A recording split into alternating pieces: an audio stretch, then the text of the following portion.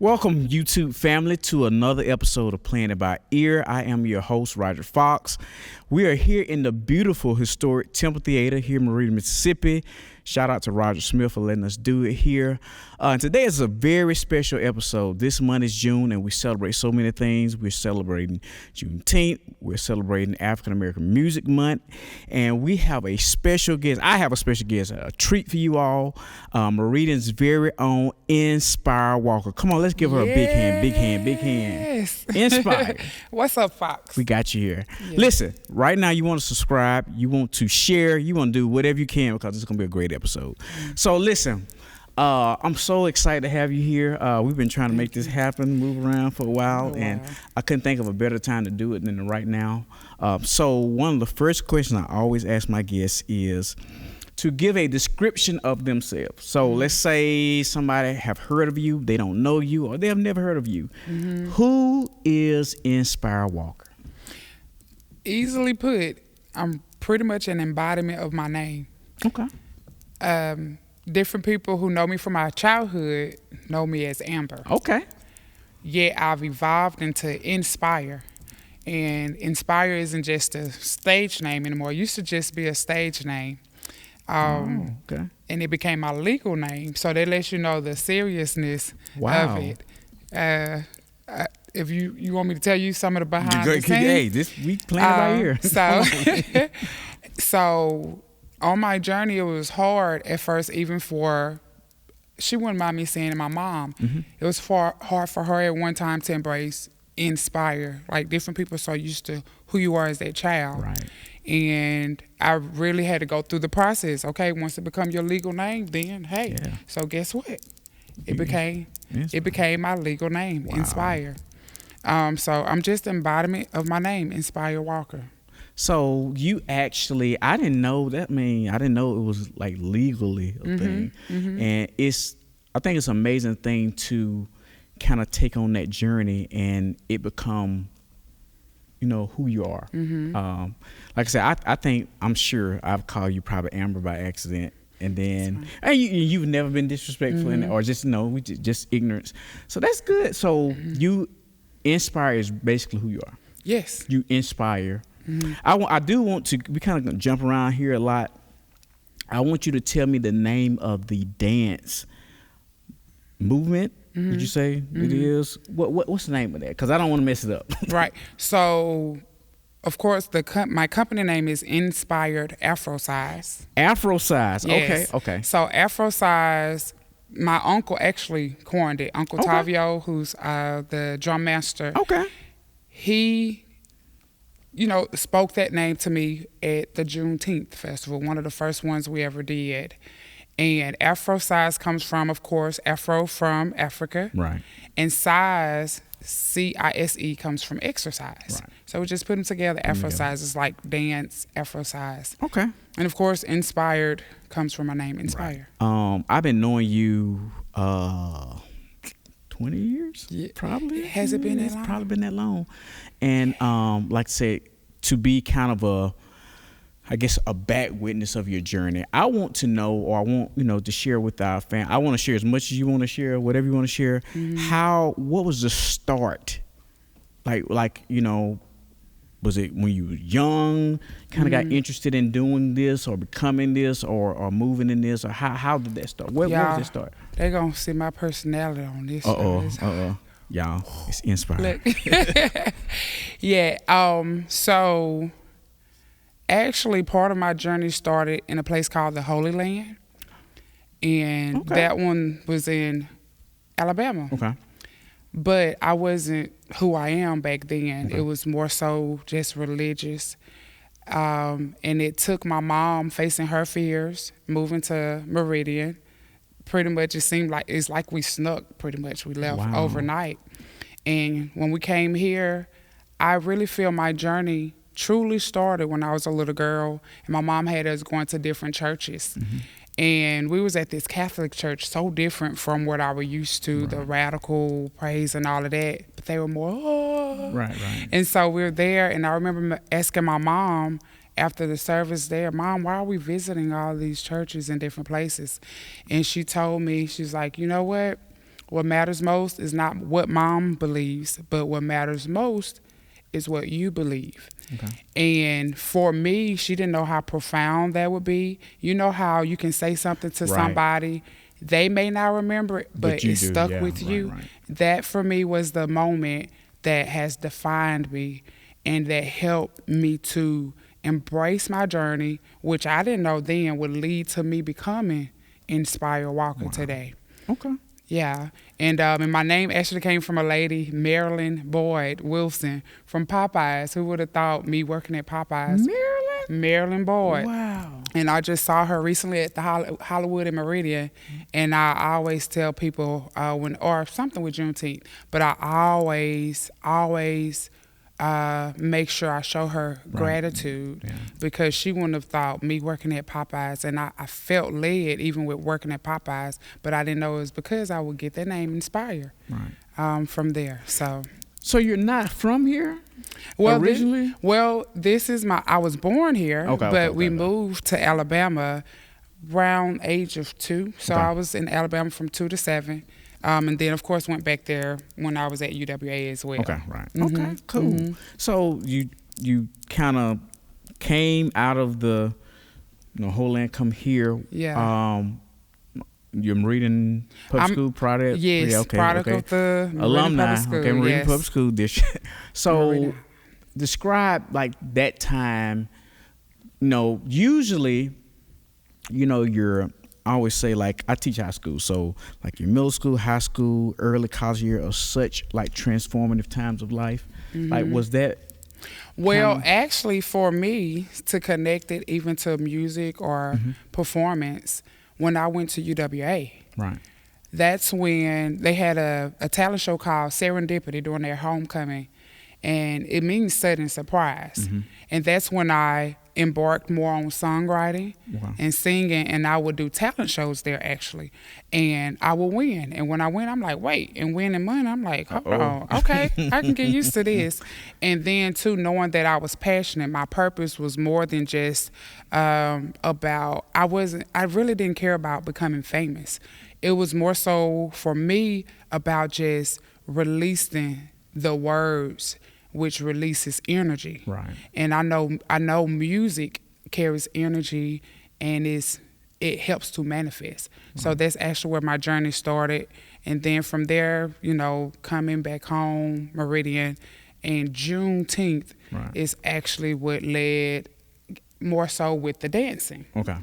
And my family my Aunt Angela and Tavio, they're the ones I say that heartbeat of us connecting to the African culture. Right. Yeah. So, kind of gravitating to the music.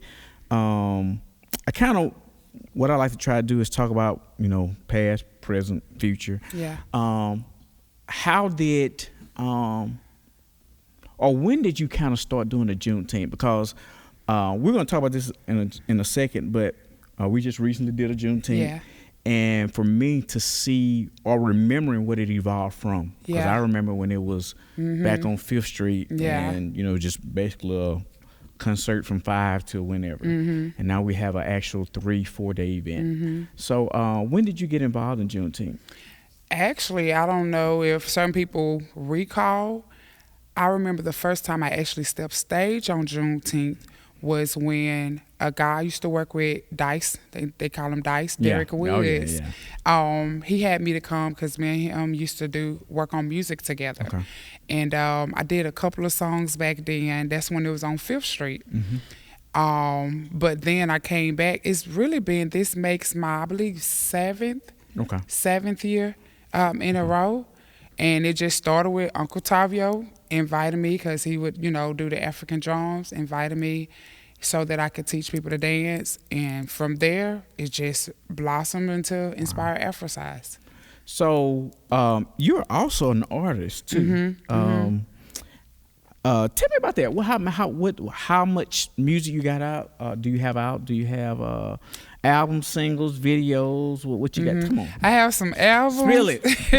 I have a few albums and singles, but I want to say my boy Pokey Bear. I wrote Pokey Bear Do the Pokey Bear. All right, yeah. I wrote that. It was inspired by a back porch party with my family. So my family inspires me greatly. Yeah. But I have my most recent is called Mississippi Lady. Okay. And I'm so proud of that album. Well, it's an EP actually. I'm so proud of that because I feel like it represents me in my authentic place. Right. It represents me evolving into who I am and who I'm becoming. Right. It just speaks for itself. Like if people look at my journey from where my music started to where it is today, now, right. it shows that I've just embraced who I am. Yeah. And that's really, I just want people when they hear my music to get to know me. Right. And I think I always say music is progressive. Yeah. It's kind of like it takes you, or it should kind of lead you into places. And I think it's so important when, I think that's the definition of artistry, that you're sharing a portion of who you're sharing who you are. Yeah. You know what I'm saying? It's not, and that's what I believe, this is my personal opinion, people connect with when they can say, we see a lot now with social media and so many things. It's a facade. Yeah. Rappers rapping about things they've never been through, or even that. But when you can really express yourself, I think that's true artistry. Yeah. You just caused me to think of when I worked at PiBE, and I feel like there was a time where I started embracing more of my journey. And I remember being on a break one time, looking up in the sky. It was so beautiful outside. And it was some music that I had back then. I didn't release it because I was afraid of what people would think. I was afraid of how not only would it impact me, but how would this impact my family? Right. I knew back then I could feel it, even though I wasn't walking fully in it. I could feel the purpose of my journey, how impactful it would be. And for me, my journey is more about being impactful versus just being known. You're right. So I had a song back then, and I'm like, I'm afraid, because I thought about Martin Luther King and different ones who passed away because of their purpose. And so back then, I'm like, you know what? And it spoke to my spirit. If you're not walking in purpose, you're a dead man walking. Right. If you're not walking in purpose, you're a dead man walking. So from then, it just shook my spirit up. And I'm like, you know what? I'd rather live each moment out fully, feeling like I'm truly alive, than to be living in fear and really be a dead person walking because I'm not giving people who I am. Right. There's so much vulnerability in being a creative. I said that on to some friends. Like, you have to have or accept some level of vulnerability because, like you said, what you share might not be received. Yeah. What you share might not be liked. Yeah. So that's all, and I think that's something everybody go through. I know I've done just some things that's different, way different than what I felt people knew me as, and just having those thoughts like, man, like what are people gonna think? Are they gonna like this? Like, what is this? Am I gonna explain it? That kind of thing. So I think that's really a thing, for artists, especially because you kind of what's the word? Like you don't hide. You're very assertive in the things that you believe. Yeah. And I think that's also important, which kind of leads us to now. Like I said, you're doing artist thing, you're doing the Afrocise. We just recently, you and I kind of served together in different capacities. This year's Juneteenth, which was an amazing event. Amazing. We had a Friday night, which was catered to Black businesses. We had the Saturday, which was kind of the concert. Sunday was no. Sunday was the play. Yes, ma'am. And then we had a gospel celebration this past Wednesday. So we had a kids on. We had a kids on. Yeah, we had pickleball that Saturday, which I still don't know kind of what that is. You got to try that. I don't. Like, I'm thinking it's an eating contest, you know, pickleball. Like, so, how would you, what would be your thoughts on Juneteenth? I think it's important, especially on the, you know, since this platform, to kind of let people know what Juneteenth is. And I'll tell you this quick story before you answer. I was in a business. I just say a business, and a lady there just said, "Hey, what is Juneteenth?" And I was the only African American in the business. Wow! And literally everybody turned around and looked directly at me, and it was funny because, you know, I just explained to them what it was. But if I hadn't known that, you know, sometimes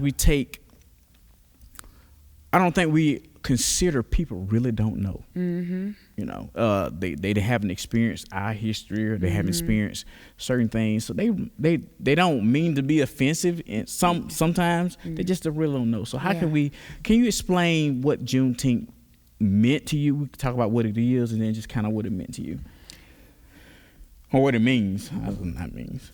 So when I speak on it, I like to put it in a way where I feel anybody could understand it. And I guess that comes from the teacher part of me, with being a teacher as well. But the easiest way to put for Juneteenth is just like with the play that Randy shout out to Randy Farino. Wrote Freedom Day. Juneteenth for us represents celebration of Freedom Day. We know that throughout history, different laws and whatnot can be passed, but just because the law is passed doesn't mean it's actually honored. So Freedom Day for us truly represents when you can say it became known nationally, on a national level for blacks and whatnot, that, wow, we really are free. Like, we can do this. But sadly, certain ones, even though we're technically free, we're still bound mentally. You know, but in a nutshell, Juneteenth for us represents Freedom Day. It represents a people, us, moving from oppression. And I'm grateful for people like that who truly want to know, who ask. Because they don't know, and you truly want to know, versus you're trying to make a mockery of it.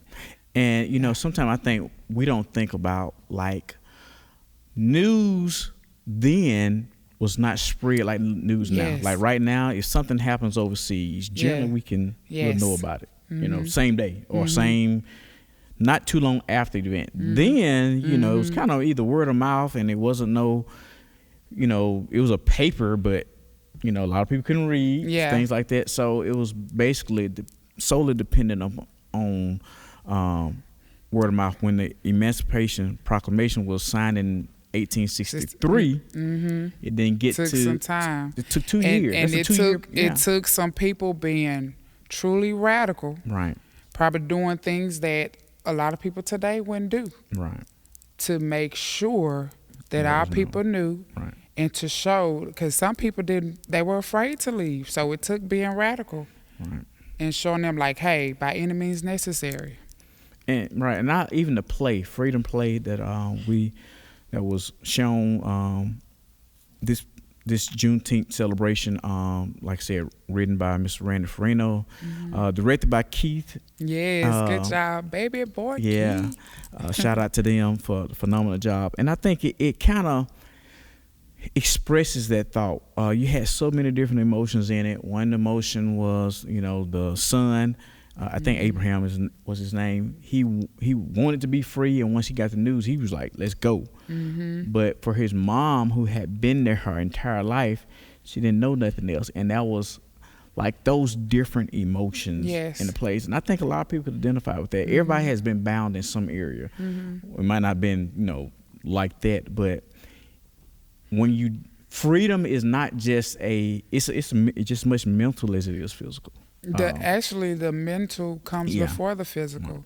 And with what you just spoke, Freedom Day, everybody can take Freedom Day, even though that was to represent our freedom for blacks. Anybody can take Freedom Day and make it personable. Freedom Day to one person, to a woman could be, wow, me becoming free from this relationship that I don't need to be in. Right. Or even for certain children, sadly, I know of certain children who were better off without their so-called biological parents, which are sad because certain parents keep up a certain tradition or certain ways of thinking that is not healthy for them, their children, or society. Right. So it is that, and I think it's important. Terrence Davis, shout out to him for kind of being the visionary behind that celebration. It's just important that we educate as well as we celebrate. Yes. I think it was a great time. Yeah. I mean, I really can't say enough about it. And it was a blessing to see how many people were positively impacted from just being a part of it. Just a positive thing that was spread throughout the city. So you got your dance company, Afrocise, inspired Afrocise. There you go. Yeah, get me right. We had the play. You're doing that. You got your music. What else you got going on right now? I'm actually a teacher as well. All right, educator. Yes, Meridian Public School District. Yeah, it's funny. I wasn't planning on teaching, but it's so befitting for the journey because it allows me to be able to reach and connect with the youth. Right. So I'm so grateful for that. So I finished my master's in teaching this past February. Yeah. So with that, and thank you. But it's just, I have so many different goals I'm working on. Yeah. I tend to not share them until it's manifested. That's a real thing. So I'm just grateful for the growth. This is actually our first year as Inspired Afrocise, where I catapulted outside of just the Meridian city limits. Right. So we actually just came back from Starkville, Mississippi. Wow. Just yesterday. So I'm just grateful for... You tired then a little bit. Yeah, a little bit. I slept in today too before coming. But it's worth it. And I do have music video shoots that I'll be planning hopefully during July. So I'm pushing. So you got a lot coming up. I do. You got a lot coming up. we're gonna kind of jump into this little game thing. Oh, bless it. Yeah. So what it basically is, it's gonna be like your first thoughts. So I'm gonna just say something, and I'm gonna give you a phrase or a word or something, and you just give me. I mean, it's simple stuff. It ain't gonna be nothing too bad. Okay. We're gonna see how this go. Okay, you ready? Okay. We'll see. Cause you are artist. Okay. So I'm gonna start there. Favorite song? Video Girl, Indiari. Okay. I don't know why that came up. Hey, first thought. Okay. All right. Favorite song to sing? Bag Lady. Erykah Badu? Yes. Man. Bag Lady. All right. You gon' hurt your bag. I should have named one of my songs, but hey, there we go. Yeah. That's okay. Favorite artist? Ooh, that's hard. Yeah. First thought though. A name popped in your mind. It did. Beyonce.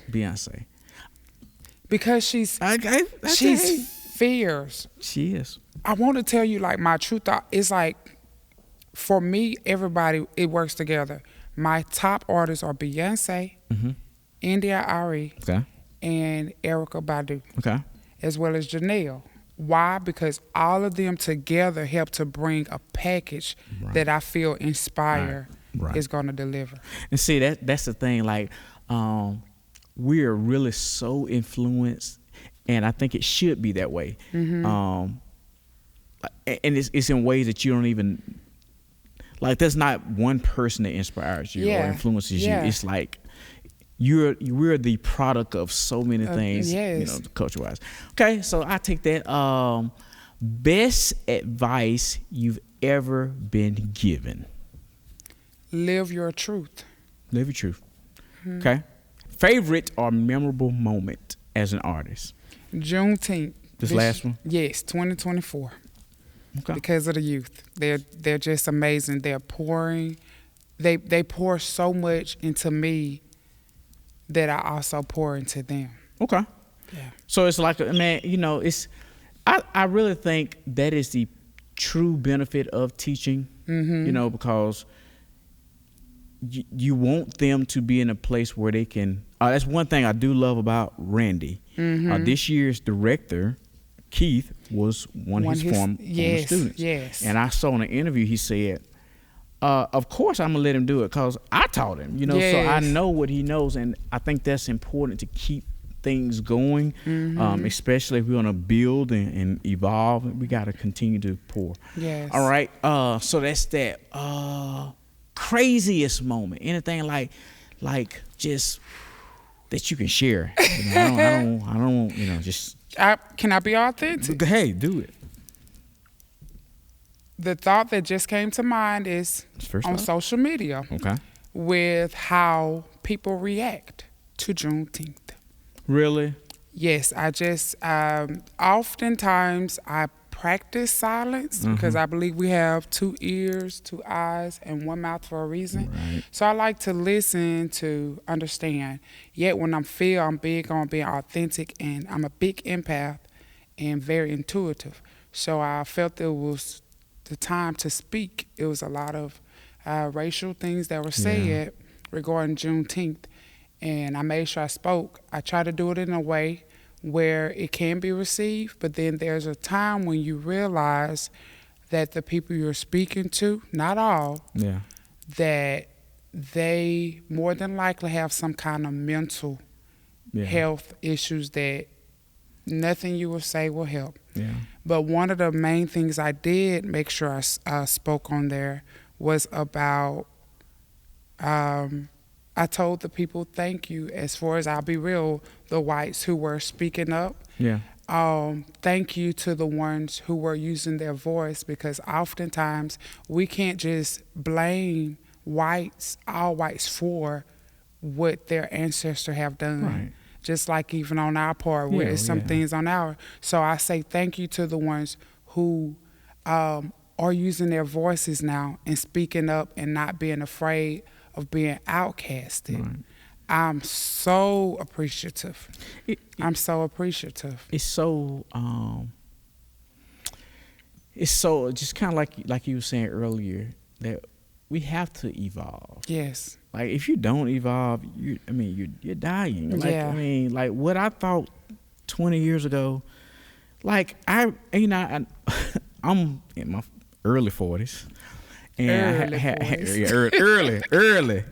I was talking to a friend of mine around the same age, and I said, man, we're at that phase of life where things we grew up with no longer exist. Yes.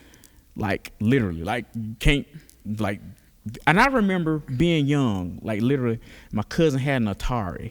I never played it, but I saw it. Yeah. That's a lot of like, if you talk to one of our youth, and I often ask my students questions. You talk, they're like, what's the CD? Like they know what it is, but they've never used it. So if we don't evolve from ways of thinking, and because in 82 or 85 or in 95, the VCR was a thing. Nobody watches. Yeah. And it's kind of that same principle. You have to evolve. You have to allow yourself to say, okay, everything new ain't bad. Everything old ain't good. So just allow yourself to You have to think, get rid of the old school mentality where they're called anything that they're not familiar with, the devil. And that's what it is. When it's not. Some people get stuck in their favorite time of life. When I was 20, we did it like this. Yeah. Like you realize you not 20 no more. Right? So like they can't even find it no more. So it's important to do that. And I really appreciate you for being like having the courage to let people know, hey, I'm not the same person I was there. We talked about your kind of past, present, future. One question I always like to ask for somebody who's kind of piggyback on what we were just talking about, who's in that place of they know they're supposed to do this, but their courage is not there, or they look up to you as inspiration. Like, what would you say to that person? What kind of advice would you give to that person? Embrace your own authentic journey, number one. realize the power of your mind. Everything we're experiencing, even to this very moment, to me using this fan, to this microphone, all of this stuff, everything, even to this experience we're experiencing now, to the people behind the camera with us, it took all of us some kind of thought that we had. That was the seed of it, that released some kind of energy behind it, and from there, law of attraction took place. Right. And it helped to create the moments. Even for me, with the students who I have, everything, even those students helped to create that moment for me to be their teacher. So for anybody, realize the power of your mind. Right. We're such powerful human beings. So powerful. People use human as a weakness, say, oh, I'm only human. Right. No, realize human, you're powerful. We're created. If we're created in the image, we're created to create. It's about what are you creating?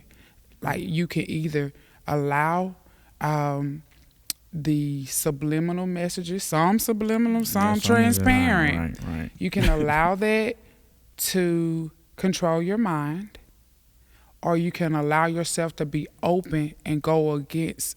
I don't want to just say go against, but you pretty much have to say it like that.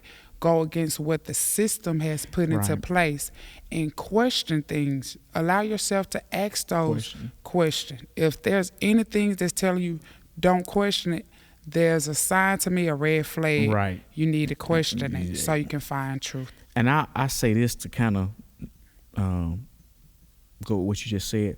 I think the truth can stand questions. So if you're like, if I can't question it, it's something. Yeah.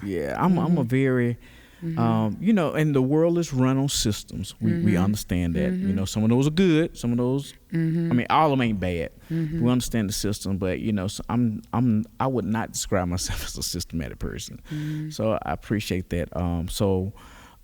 Listen, we're gonna kind of wrap it up. I've really enjoyed the opportunity to listen to some things that you have shared. I know there's plenty more, and hopefully we're going to get a chance to do it again. But I really appreciate you being honest and being just transparent. Yes. And doing that. So listen, last question I want to ask you is to tell us how to contact you. YouTube. We're going to put information in the comments. Tell us how we can find you. So easiest way, you can just type my name on Google or whatever. Inspire Walker. No I at the beginning. Inspire Walker. It's capital N. Yeah, and little S. It's N apostrophe S. You don't have to type the apostrophe. But Inspire Walker, you can go to www.inspirewalker.com. Okay. Website. Okay. Yes, and it'll take you to from Afrocise, my social media, everything there. That's cool. Yes. So listen, y'all, I really appreciate you all tuning in for this episode. This is episode 5 of Planted by Ear, featuring the one and only Inspire Walker. We're going to go to a performance, but I want her to introduce this for us. Okay. All right. Okay. So do I just look at you? You can look at it wherever. Wherever. I'll just look. All right, so I would like to introduce you all to just a few of my mini dancers. I actually have mini Afrocise, Medi Afrocise, and Elite. But we have 2 of my minis who will be dancing to an African song called Funga Alafia. Funga Alafia means we welcome you in peace. Enjoy.